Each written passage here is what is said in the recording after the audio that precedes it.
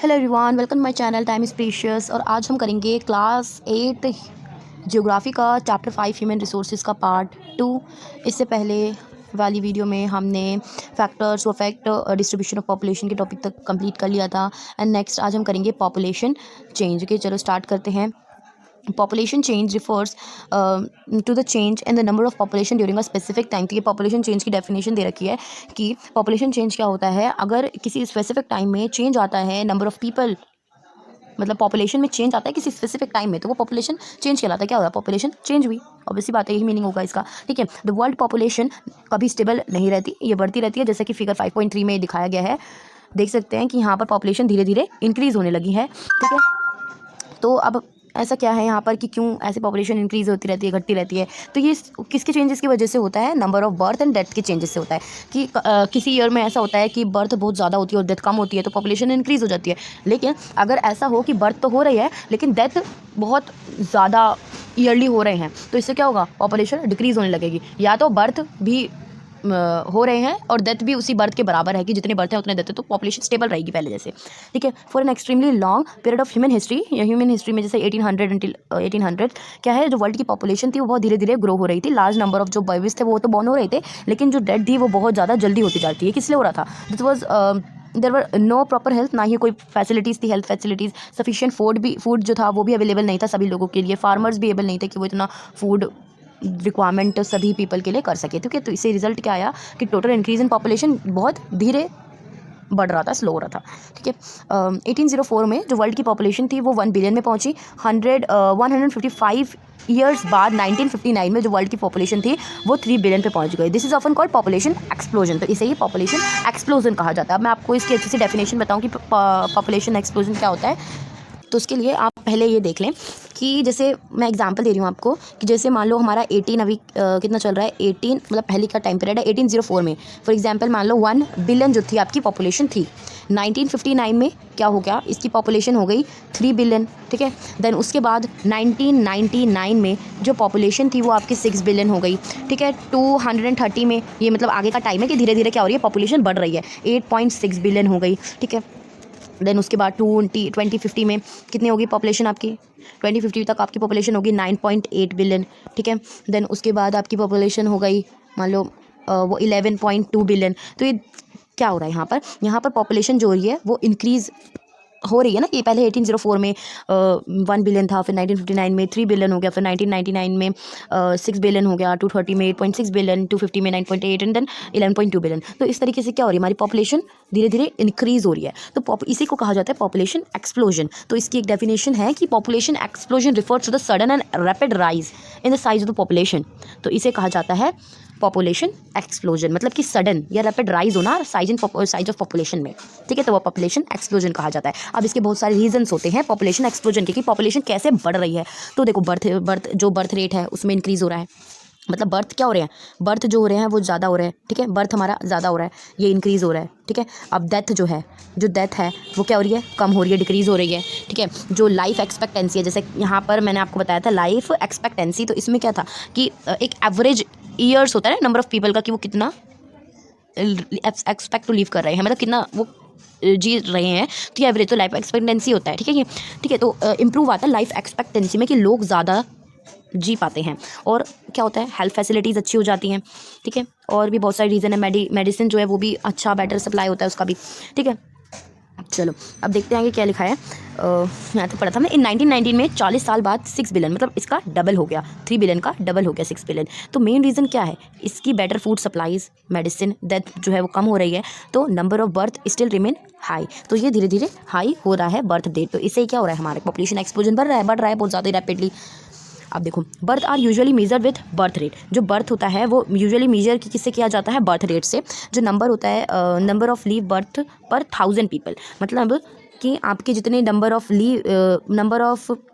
क्या है, number of birth ले लेते हैं,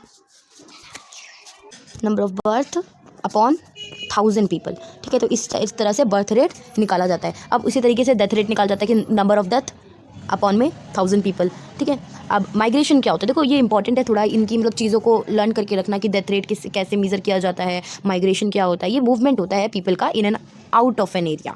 ठीक है, तो माइग्रेशन क्या होता है, जैसे पीपल होते हैं वो, जैसे मान लो कोई इंडिया से यूएस से जा रहा है, इंडिया से कहाँ जा रहा है, यूएस से जा रहा है, तो इस तरीके से क्या इंडिया का जो पीपल है वो यूएस से चला गया और यूएसए की वहाँ की जो सेंसस है वो बढ़ा दिया, इंडिया का जो पीपल है उसकी पॉपुलेशन इस तरीके से थोड़ी कम हो गई। ठीक है, तो इस टाइप से मेजर किया जाता है कि कोई बाहर जाता है, कोई दूसरे देश से हमारे कंट्री के अंदर आता है, तो यही होता है माइग्रेशन, लोगों की मूवमेंट, या तो कहीं से हमारी कंट्री में आना या हमारी कंट्री से कहीं बाहर जाना। आउट ऑफ एन एरिया ये हो गया और इन हमारी कंट्री के अंदर आना ये हो गया। ठीक है, birth and death are natural causes of population change. जो बर्थ एंड डेथ है ये पॉपुलेशन चेंज के नेचुरल कॉजेज है, मतलब ये कोई रोक नहीं सकता।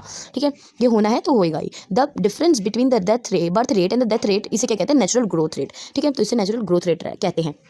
जैसे मान low birth rate, for example मान लेते हैं बर्थ रेट आपका 1 लाख है या 51,000 है बर्थ। ठीक है, उसमें से डेथ आपकी हुई है, मान लो डेथ हुआ है 4,000, तो इस तरीके से अगर हम इनका डिफरेंस निकालें तो कितना आएगा, डिफरेंस निकालेंगे तो 47,000 जो है वो क्या होगा हमारा नेचुरल ग्रोथ रेट। ठीक है, तो ये 51,000 में थे, जब हमने 4,000 जो माइनस किया, मतलब कि 4,000 कितना था हमारा, 4,000 हमारा डेथ रेट था और 51,000 हमारा बर्थ रेट था। तो बर्थ रेट में से अगर हमने डेथ रेट को माइनस किया, इसका डिफरेंस निकाला तो 47,000 आपका जो नेचुरल ग्रोथ रेट था वो आ गया। ठीक है, आगे देख लेते हैं क्या है। The population increase in world is mainly due to the rapid increase in natural growth rate. जो पॉपुलेशन इंक्रीज होती है वो मेनली किसकी वजह से होती है, रैपिड इंक्रीज जब होता है नेचुरल ग्रोथ रेट में। ठीक है, अब देखो बैलेंस ऑफ पॉपुलेशन दे रखा है, बहुत इंपॉर्टेंट है, थोड़ा देख लेना इसे ध्यान से। जो पॉपुलेशन इंक्रीज कैसे होगा, जब बर्थ रेट जो होगी वो ज़्यादा होगी डेथ रेट से, तो पॉपुलेशन इंक्रीज होगा। अगर बर्थ रेट और डेथ रेट सेम होगा तो हमारी जो पॉपुलेशन होगी उतनी की उतनी रहेगी। मतलब कि इसका मतलब क्या है, देखो अगर मान लो आपकी पॉपुलेशन 1 बिलियन है, फॉर एग्जाम्पल मानना, ठीक है 1 बिलियन है और 1 बिलियन में से 1 बिलियन है, इसको छोड़ो। ठीक है, अब आपकी जो बर्थ रेट हुए वो 4,000 हुए, उसमें से 4,000 आपकी डेथ रेट ही हो गए, तो आपका कुछ बचा नहीं बचा, मतलब पॉपुलेशन आपकी उतनी की उतनी रहेगी, मतलब स्टे सेम। ठीक है, अब आगे देख लेते हैं पॉपुलेशन डिक्रीज कैसे होता है, जब डेथ रेट ज़्यादा हो जाती है बर्थ रेट से, तो पॉपुलेशन डिक्रीज हो जाती है। चलो अब आगे दिया है माइग्रेशन एक अनदर वे, मतलब इससे पहले हमने देखा था ये कि कैसे मतलब जो पॉपुलेशन होता है वो इंक्रीज़ होता है। अब नेक्स्ट देखते हैं क्या है। तो नेक्स्ट एक और तरीका है जिससे पॉपुलेशन में चेंज आता है, तो टू देख लेना। माइग्रेशन जो है वो एक दूसरा तरीका है। देखो माइग्रेशन मैंने क्या क्या बताया था कि मूवमेंट होता है लोगों का, पीपल्स का in and out of an area. ठीक है, पॉपुलेशन साइज चेंजेस, देखो पीपल क्या होते हैं, किसी कंट्री से मूव करते हैं या बिटवीन कंट्रीज़ के अंदर ही रहते हैं। ठीक है, मूव करते हैं, तो ये एमिग्रेशन क्या होता है कि अगर कोई पीपल किसी कंट्री को लीव करता है, छोड़ता है और दूसरी कंट्री में चला जाता है, तो वो एमिग्रेंट कहलाएंगे, वो लोग एमिग्रेंट कहलाएंगे, उस प्रोसेस को हम एमिग्रेशन बोलेंगे। ठीक है, और इमिग्रेंट्स क्या होते हैं, वो पीपल जो अपनी कंट्री में मतलब किसी कंट्री में मतलब दूसरे देश से फॉरेन कंट्री से आए हैं हमारी कंट्री में, तो वो एमिग्रेंट्स कहलाएंगे। तो यहाँ पर आपको ग्लोसरी दी गई है इमिग्रेशन और एमिग्रेशन की। ठीक है, तो क्या होता है ये इमिग्रेशन होता है कि जब कोई पर्सन एंटर करता है किसी कंट्री में, और एमिग्रेशन वो होता है कि अगर कोई पर्सन किसी कंट्री को छोड़ देता है। चलो अब आगे देखते हैं क्या है कि कंट्रीज़ जैसे कि यूनाइटेड स्टेट ऑफ अमेरिका और ऑस्ट्रेलिया, वो इन माइग्रेशन और इमिग्रेशन मतलब कि वो ज़्यादा ये गेन करते हैं कि इमिग्रेशन जब उनकी कंट्री में, देखो यूएसए कैसे कंट्री जहाँ बहुत डेवलप कंट्री है। ठीक है, तो यहाँ पर लोग ज़्यादा प्रेफर करते हैं आना, यहाँ पर पढ़ाई करने लोग आते हैं। ठीक है, बहुत सारे कामों से।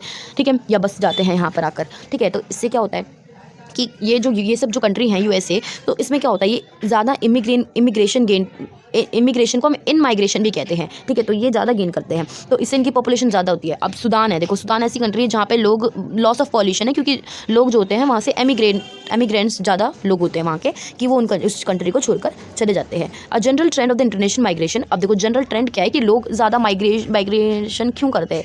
तो देखो from the less develop nation, अगर कोई लेस डेवलप नेशन है तो वो मोर डेवलप नेशन में चले जाएंगे किसी बेटर एम्प्लॉयमेंट अपॉर्चुनिटीज़ के लिए।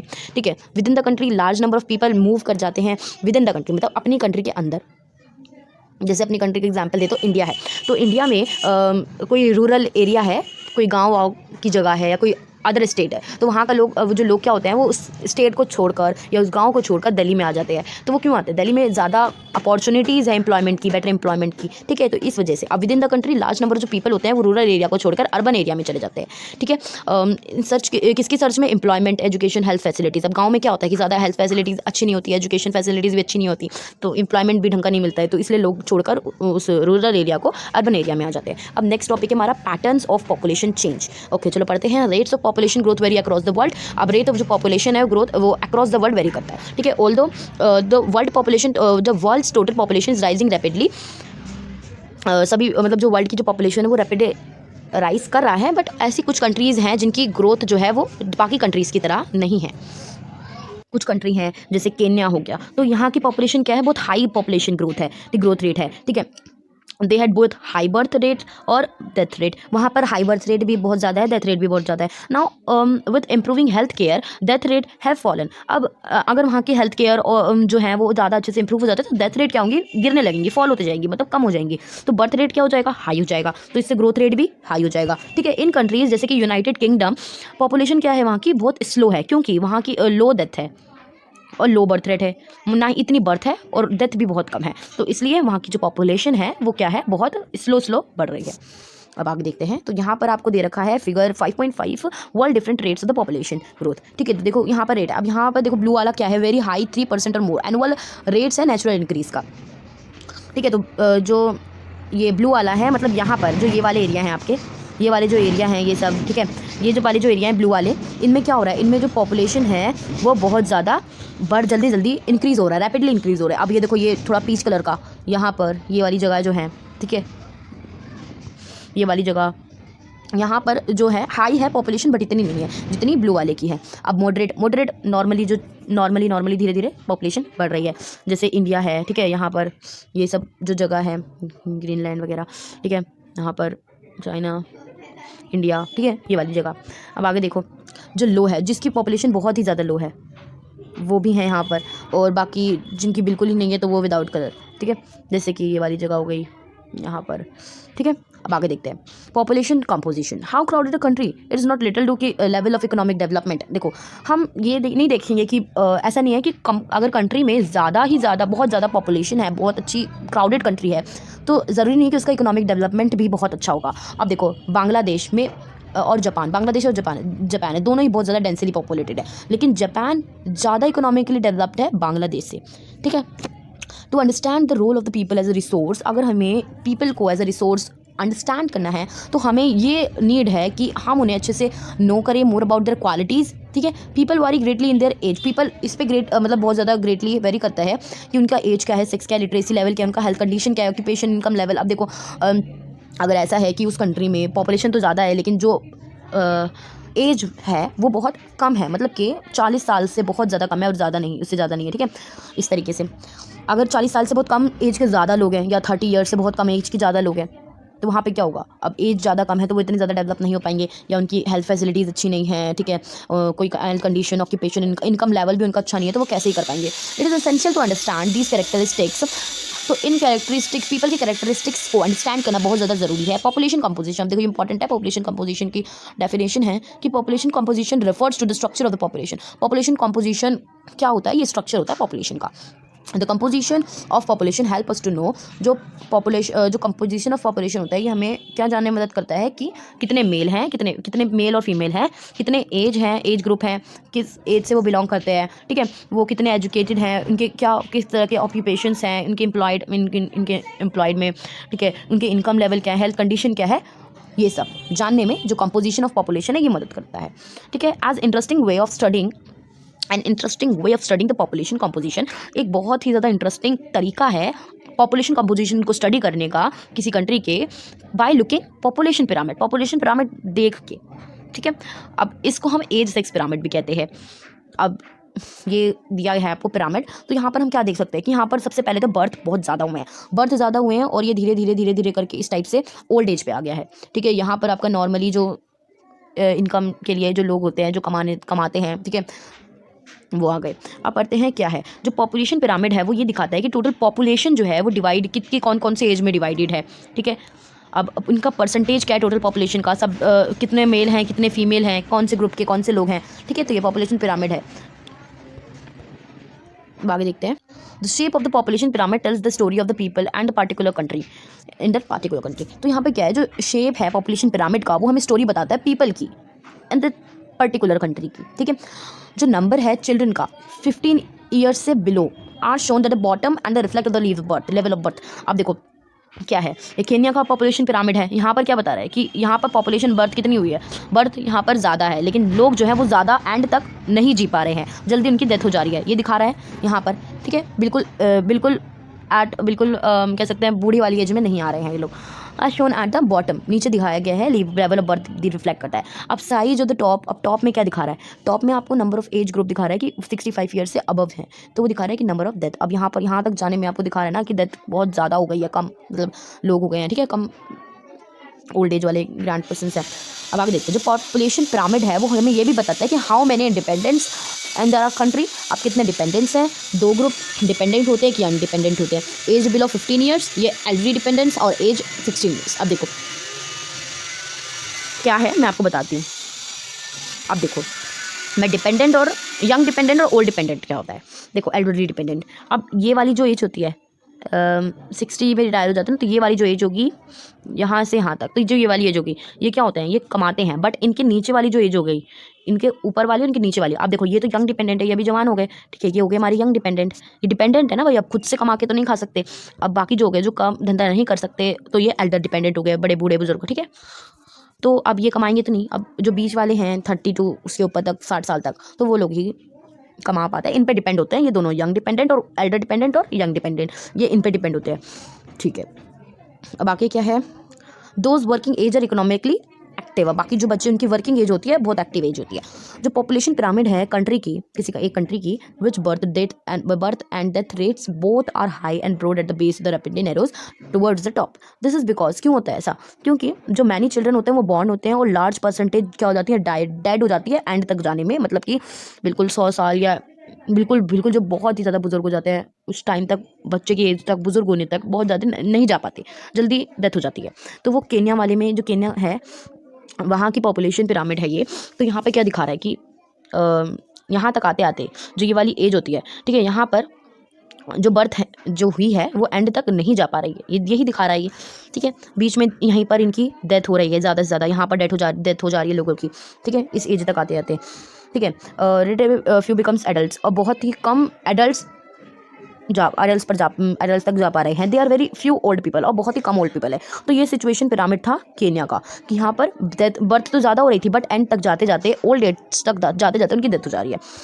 अब in countries where death rate especially amongst the very young are decreasing the pyramid. अब देखो ये इंडिया का है, इसमें क्या है, to younger age groups because more infants survive adulthood, this can be seen the pyramid of the India 5.8। अब मैं अब उसके बारे में बता देती हूँ। ये देखो यहाँ पर नॉर्मली जो बर्थ रेट है वो हुई है, और ज़्यादा से ज़्यादा यहाँ तक जाते जाते लोग की जो एज है वो अच्छे से लोग जी पा रहे हैं, मतलब 60-70 साल की एज तक जाते जाते लोग जी पा रहे हैं। तो वो इसमें दिखा रहा है इंडिया के पॉपुलेशन पिरामिड में। अब नेक्स्ट जो पॉपुलेशन पिरामिड है वो जापान का है, वो देख लेते हैं। Such population contain a relatively large number of young people, which means a strong expanding labor force. In countries like Japan, low birth rate make the pyramid narrow at the base. Decreased death rate allow numbers of people to reach old age. अब देखो इसमें क्या है, birth rate कम है, लेकिन जो भी birth हुई है वो ज़्यादातर ओल्ड एज तक, एडल्ट एज तक जाते जाते जी पा रहे हैं। यहाँ पर ये दिखाया जा रहा है, मतलब 60, 65, 70 साल की एज तक लोग जी पा रहे हैं, लेकिन यहाँ पर बर्थ रेट क्या है, कम है। ठीक है, अब skill spirit the hopeful young people endowed with a positive outlook are the future of any nation. अब स्किल्ड होना, जैसे स्पिरिटेड होपफुल यंग पीपल होना, ठीक है, तो ये पॉजिटिव आउटलुक होना, तो ये क्या होता है, हमारे फ्यूचर होता है हमारे नेशन का। वी इन इंडिया, हम इंडिया में क्या है, fortunate to have such resource, they must be educated. यहाँ के लिए मतलब अच्छे से अपने फ्यूचर के लिए, अच्छे रिसोर्स का इस्तेमाल करने के लिए हमें एजुकेटेड होना पड़ रहा है, बहुत ज़रूरी है। ठीक है, प्रोवाइडेड स्किल्स होनी चाहिए, अपॉर्चुनिटीज़ होनी चाहिए कि हम एबल बन सकें बिकम, ठीक है, प्रोडक्टिव हो सकें। सो चैप्टर हमारा हो चुका है कंप्लीट, और चैप्टर हो गया है हमारा एंड तक कंप्लीट। तो चलो, बाय बाय, थैंक यू।